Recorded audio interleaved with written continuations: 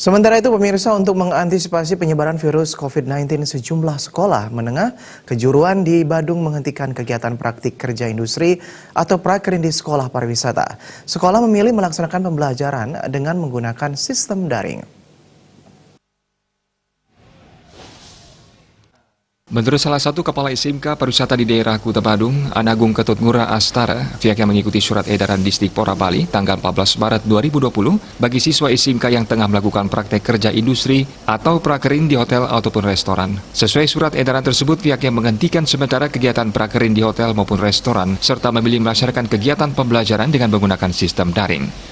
Sesuai dengan surat instruksi dari Bapak Gubernur, kemudian surat edaran daripada Bapak Kepala Dinas Pendidikan Disdikpora Provinsi Bali.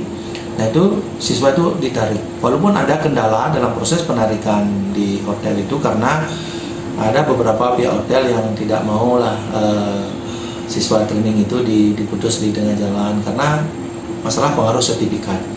Itu masalah pengaruh sertifikat. Tetapi kewenangan demi keselamatan kita bersama, yaitu memotong mata rantai pencegahan virus, alangkah baiknya apa yang menjadi instruksi dari pusat, kemudian gubernur dan kepala dinas Disdikpora Provinsi Bali, nah itu merupakan jalan yang terbaik untuk penyelamatan anak bangsa itu sendiri.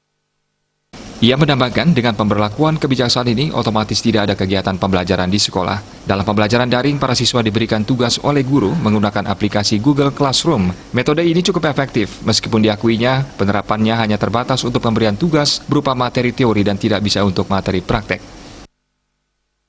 Eka Yana, Bali TV.